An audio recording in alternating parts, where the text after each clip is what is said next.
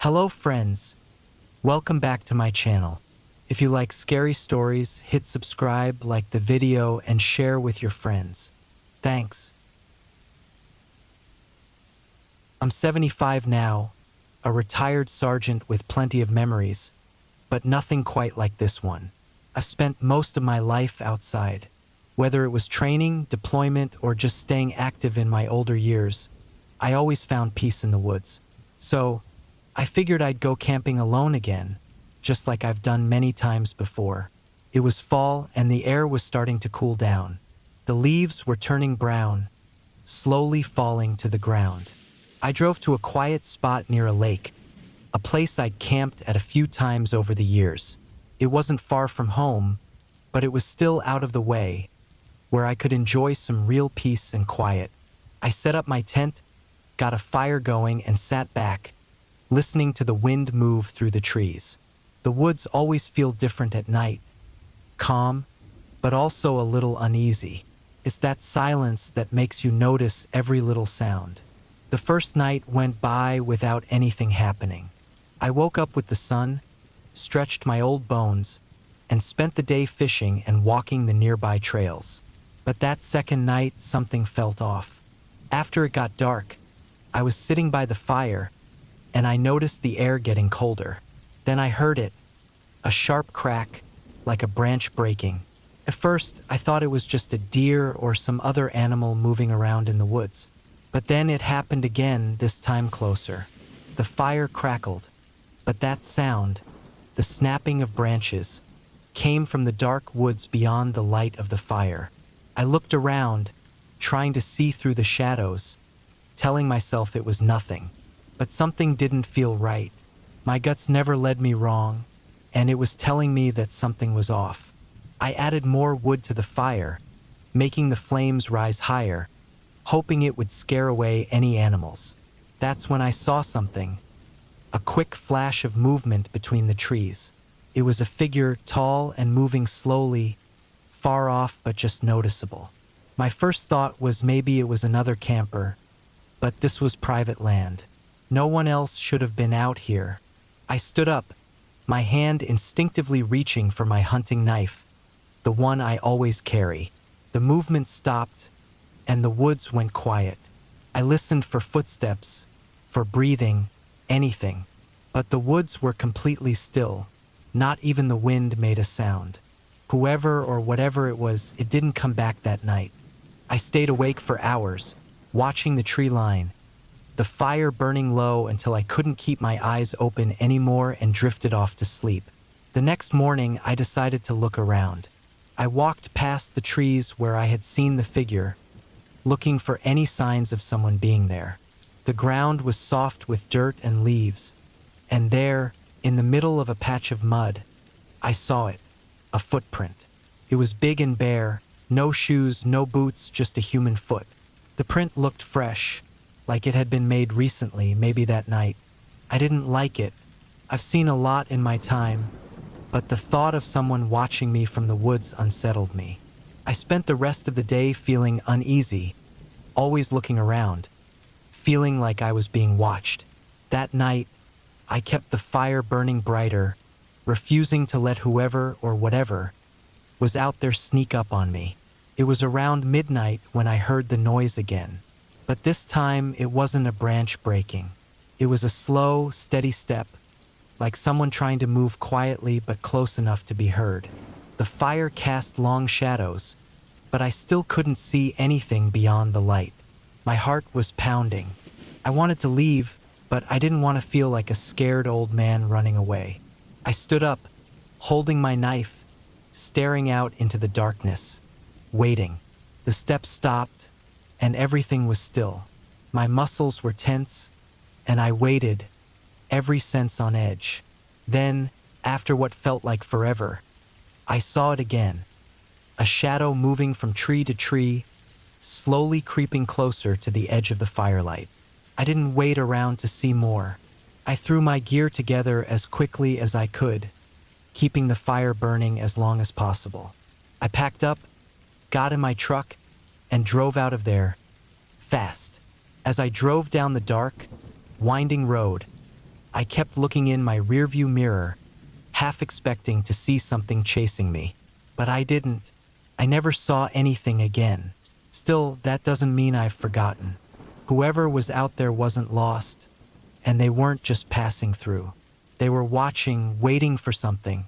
Maybe they were just curious. Maybe they had worse intentions. I don't know. But I haven't been back to that spot since, and I don't plan to. Some things, no matter how tough you think you are, aren't worth the risk. I've faced a lot in my life, but that night reminded me there's always something out there. Something that watches, that waits. You might think you're alone, but you never really are. And sometimes the scariest part is knowing that whatever is out there, it doesn't care how old, strong, or experienced you are. It's watching anyway, just waiting for the right moment.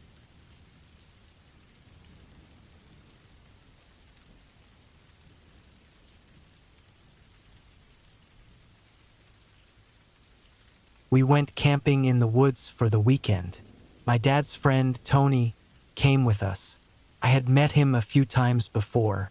He seemed like a nice guy, but something about him was always a bit strange.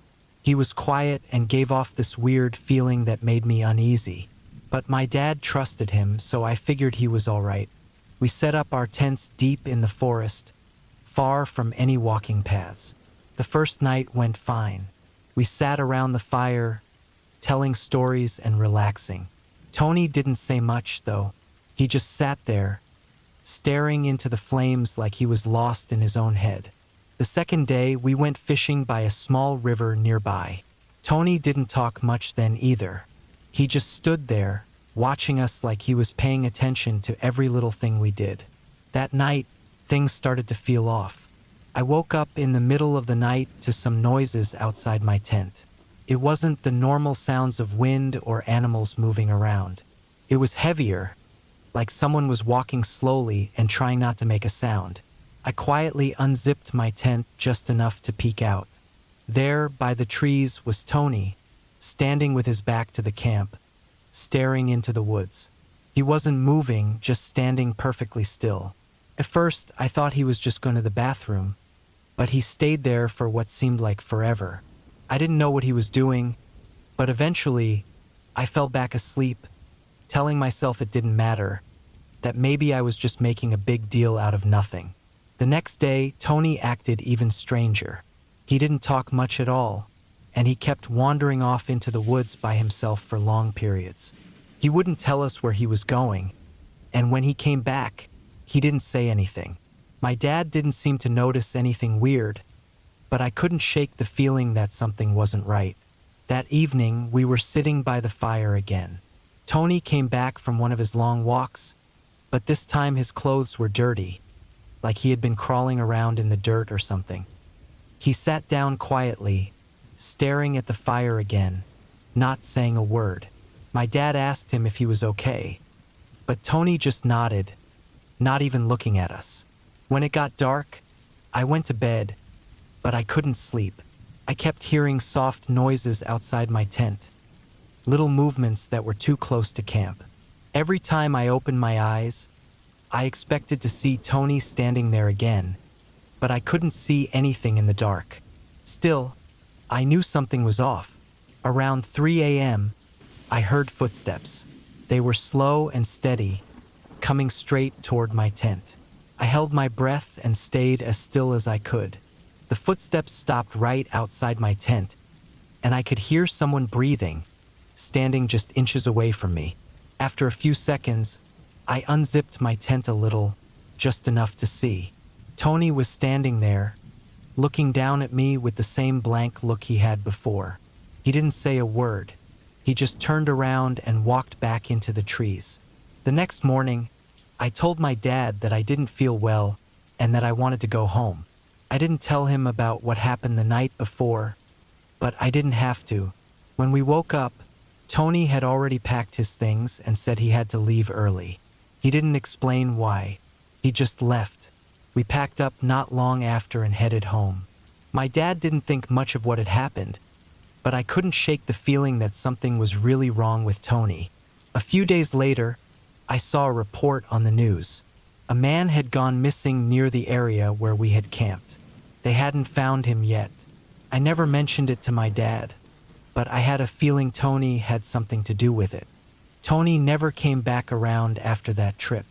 My dad didn't talk about him much, and neither did I. But sometimes I think about that night in the woods, about how Tony stood there watching me sleep.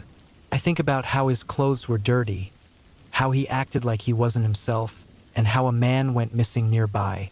I don't know what Tony was doing out there or what he was planning, but there's a part of me that wonders if he's still out there, watching someone else sleep, waiting for the right moment. And I can't help but think, it could have been me.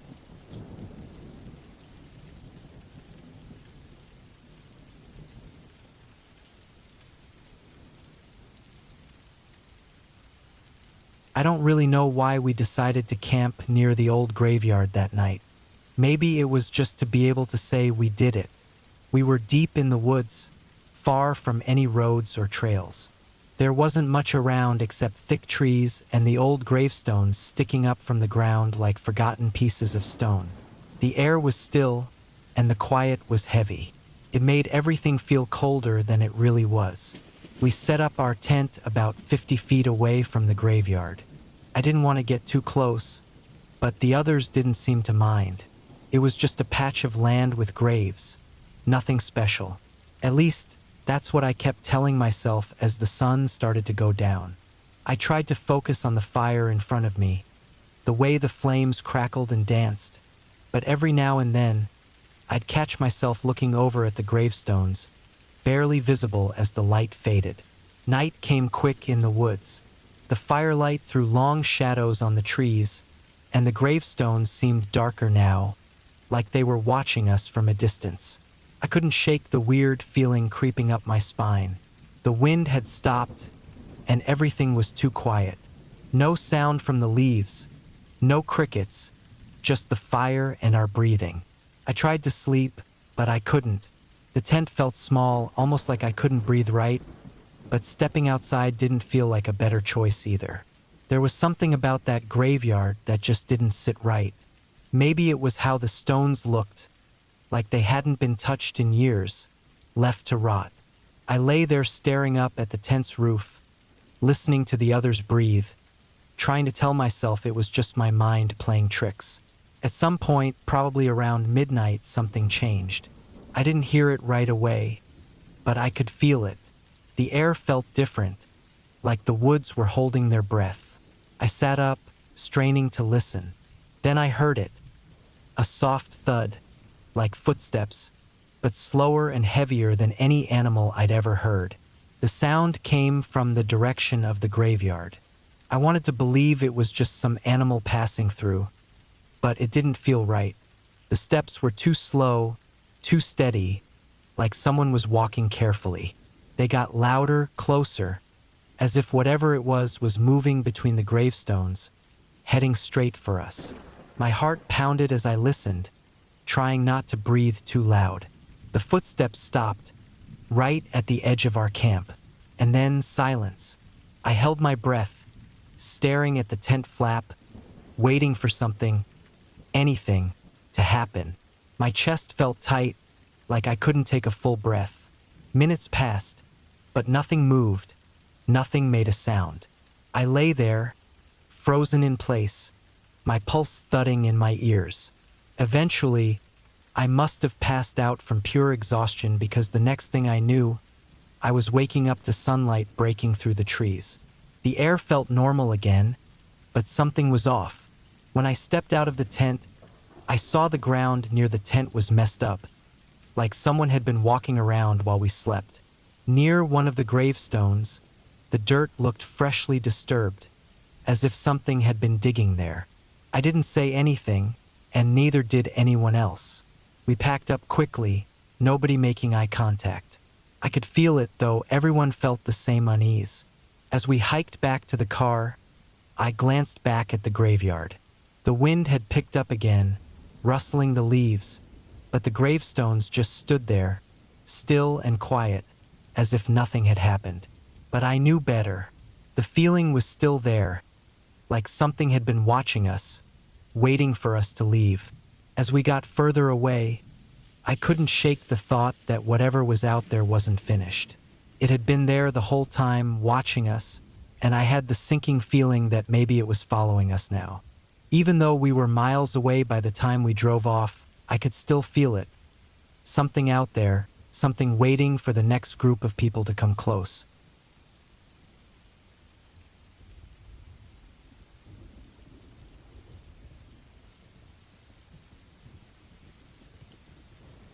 I was a new cop back in 1968, still learning the ropes. A few of us got picked for a special training trip in the woods. They said it was to help us work together with some survival stuff thrown in. We were told the basics and sent off to camp in a remote area, miles from the nearest road. There wasn't much around, just thick trees, rough ground, and sometimes the sound of animals in the distance. I didn't mind camping, but something about being out there, so far from everything familiar, felt wrong. It wasn't the woods that bothered me. It was the quiet. Even in broad daylight, the place felt strange, like the trees were watching us. I wasn't the only one who felt it, though no one wanted to admit it. We set up camp near a small clearing, a flat area that looked like it had been used before. The first night passed without much going on. We practiced some basic survival skills and did a bit of our training. The sky was clear, and the moon was full, lighting up the forest in a way that made everything look a little eerie. But nothing happened, and we all tried to relax. The second night was different. We sat around the campfire, cooking what little food we had. That's when we heard it, something moving out in the woods. It wasn't an animal, not one I'd heard before. The sound was slow, heavy footsteps, like someone was walking in circles around our camp, just out of sight. We looked around but didn't see a thing. After a while, the noise stopped, and we all tried to act like it was nothing, just our nerves getting to us. Later that night, I woke up to the sound of something moving outside my tent. This time, it wasn't the normal noises you'd hear in the woods. It was too close. I lay there, perfectly still, listening. The footsteps were back, slow and steady, circling the camp. My heart was pounding. I reached for my flashlight but stopped myself. Part of me didn't want to know what was out there. I lay there for what felt like hours, waiting for the noise to stop. The next morning, we found tracks all around our camp. They weren't from any animal I'd seen. They looked human, but the steps were too big, spaced too far apart. No one said much, but we all knew something was off. We tried to focus on our training during the day, but it was hard to shake the feeling that someone or something was watching us from the trees. That third night, things got worse. The footsteps came back, but this time, they didn't just circle the camp. They came right up to the edge. I lay there, gripping my flashlight, trying to work up the nerve to go outside and check. But then I heard it, a sound worse than the footsteps. It was breathing, slow, deep breaths, like someone standing right next to my tent, staring down at me. My chest tightened, and I could feel the hair on the back of my neck stand up. I didn't move, couldn't. My mind raced, but my body was frozen. The breathing lasted for what felt like hours, long enough for me to start questioning if I was imagining it. But then it just stopped, like whoever or whatever was out there had decided to leave. I stayed awake for the rest of the night, listening for any hint that it might come back, but all I heard was the silence. When I finally crawled out of my tent at first light, the others were already up, standing quietly around the fire. We didn't talk about it. We just packed up our things and left, cutting the trip short. We didn't even wait for the official end of the training. We didn't want to stay out there any longer than we had to. We never spoke about what happened, not to each other and definitely not to anyone else. There were no explanations. No one tried to figure it out. But we all knew something had been out there, something that wasn't supposed to be. Years later, I still think about those nights in the woods. Sometimes, I wake up in the middle of the night, hearing those same footsteps in my head, that slow, deep breathing. I know we were lucky to leave when we did, because whatever was out there, it wasn't done with us. It was waiting, watching. It wanted us to come back. And I think one day it'll find us again.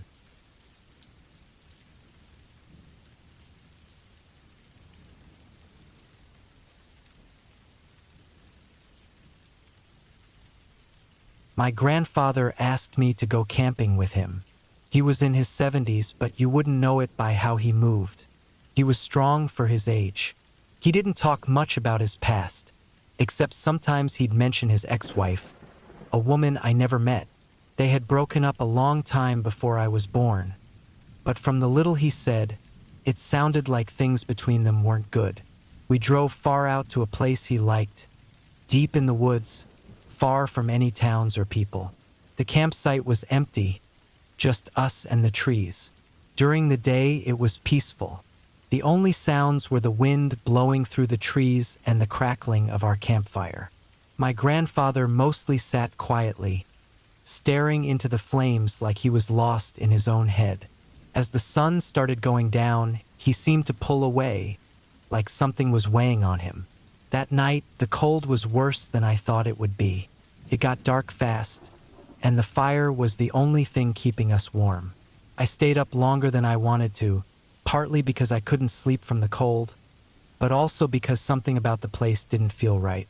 I could tell my grandfather wasn't asleep either. He was lying still in his tent, not moving, but I knew he was awake. I don't know how much time passed, but after a while, I heard something outside. It wasn't an animal, though. It was footsteps, slow, heavy steps that moved around our tents, going in circles. I froze, hoping my grandfather could hear it too. The footsteps stopped for a few seconds, then started again, coming closer. I didn't know what was going on. I listened hard, staying as still and quiet as possible. The steps stopped again, this time right next to my grandfather's tent. I could hear him breathing fast, like he was scared. I waited, praying it would leave, but it didn't. The zipper on his tent started to open, really slow. My heart was pounding. I grabbed the flashlight I had beside me and pointed it at his tent. But before I could turn it on, the zipper stopped halfway. Then the footsteps moved away, back into the trees. I waited, staring at his tent, but nothing else happened. My grandfather didn't move or say anything for a long time after that. When the sun finally came up, I stepped out of my tent, looking around for any sign of who or what had been there. There was nothing. No footprints, no broken branches, no signs that anyone had been walking around our camp. When I looked over at my grandfather's tent, he was already up, packing his things. He looked pale, more tired than I'd ever seen him before. He didn't say a word, and I didn't ask any questions. We packed up quietly and left that place behind. As we drove back, I could feel something wasn't right. It wasn't just what happened the night before. It was my grandfather. He seemed different, like he knew something he wasn't telling me.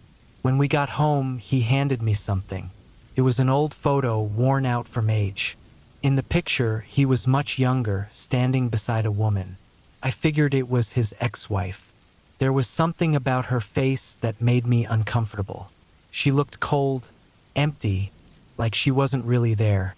I wanted to ask why he gave it to me, but he just nodded, like I was supposed to understand. I never brought it up again, and neither did he. But sometimes, late at night, when I can't sleep, I think about those footsteps circling our tents. I wonder who or what they belong to, and I can't help but wonder if they were waiting for my grandfather. If they'd been out there, in those woods, for years watching, waiting for him to come back. What scares me most is that I think they're still waiting. For him, or maybe for me.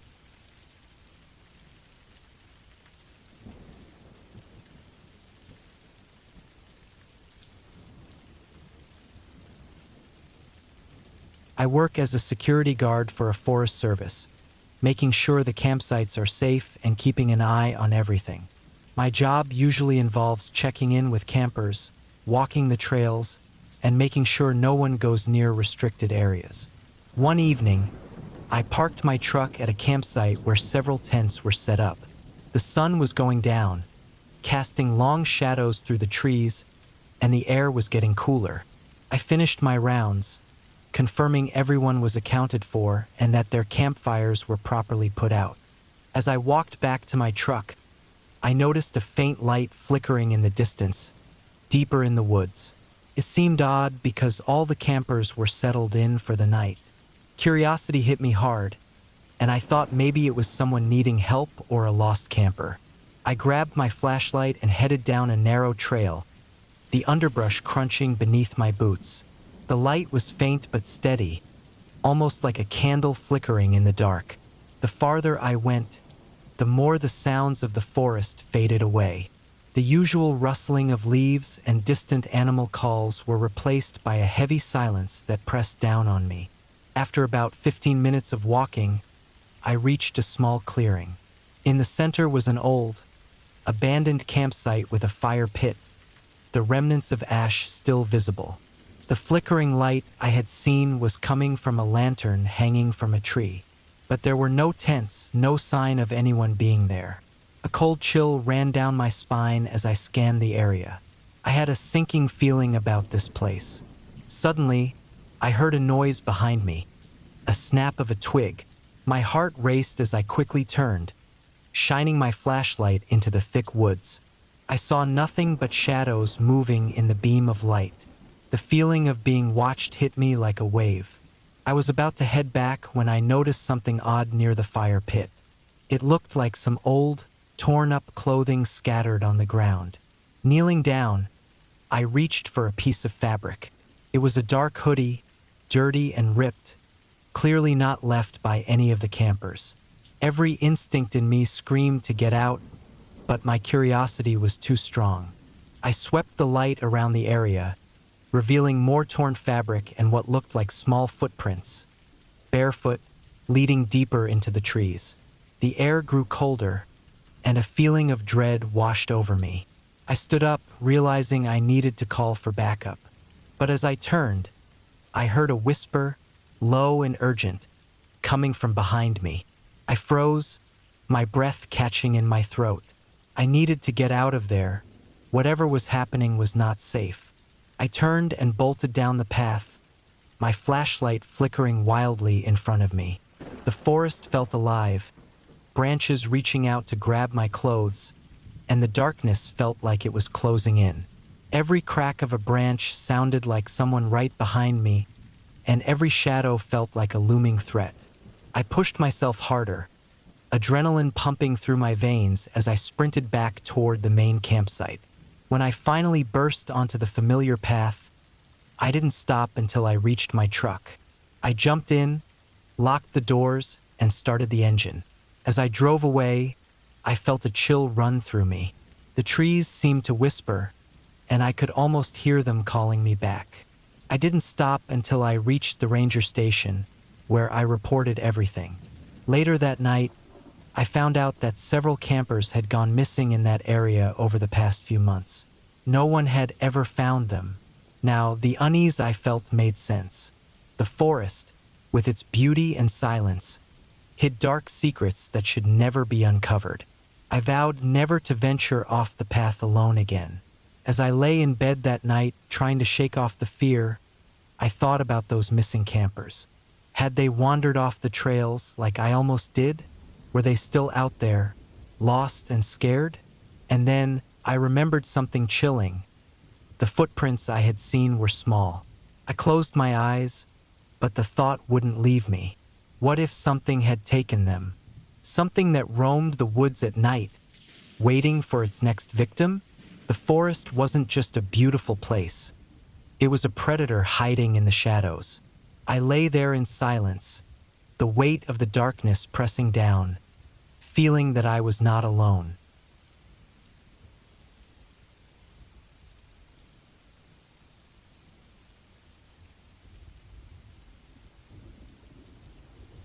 The rain came down hard and nonstop as I set up my camp on a small flat area high in the mountains of Norway.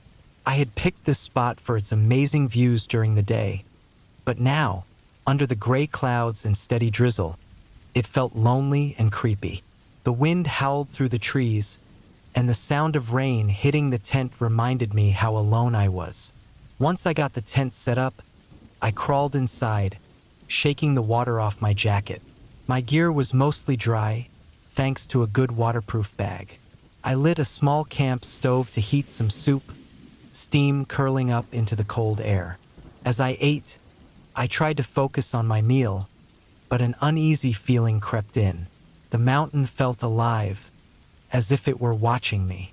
After I finished eating, I sat in the dim light, listening to the rain and the occasional crack of thunder far away. Outside, it was completely dark. No city lights, no stars, just an endless black that swallowed everything. A shiver ran down my spine. Maybe it was just the cold, but I couldn't shake the feeling that I wasn't alone. Suddenly, a sound broke the steady rhythm of the rain. It was faint but clear, a crunching noise, like someone stepping on twigs. My heart raced. I strained to hear what it could be. Could just be an animal, but deep down I sensed something was off. I grabbed my flashlight and turned it on, the beam cutting through the darkness. As I scanned the trees around my camp, I noticed movement. A shadow shifted between the trunks, just beyond the reach of my light. I held my breath, my muscles tensing.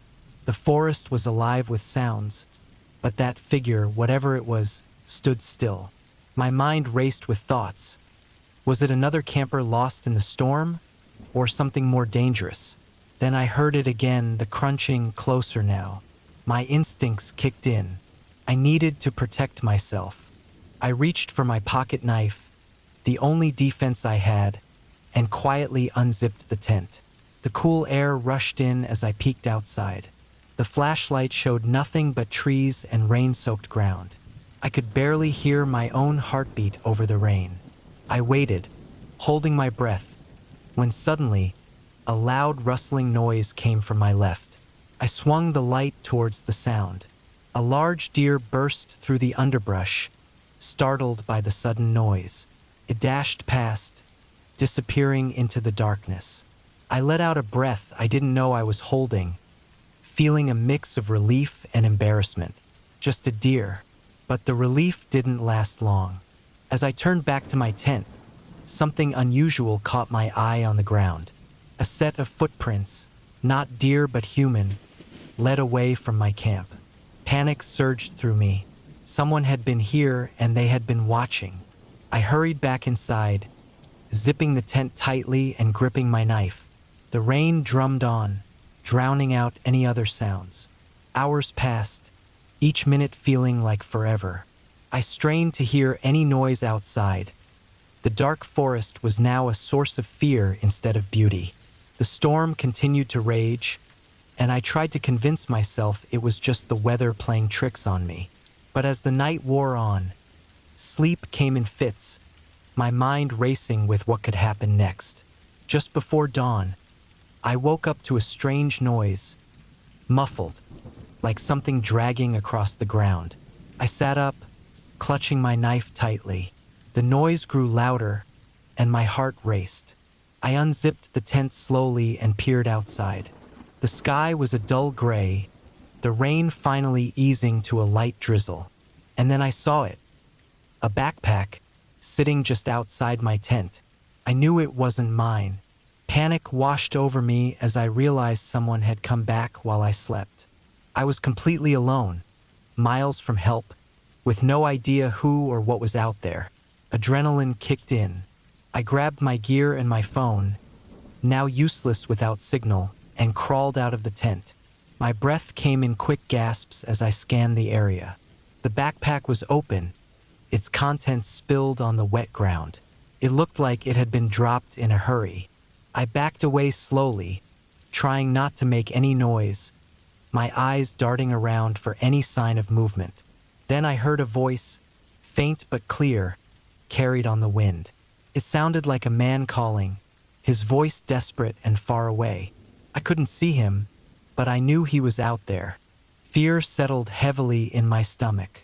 Without thinking, I turned and ran, scrambling down the mountain, the rain now a cold mist on my face.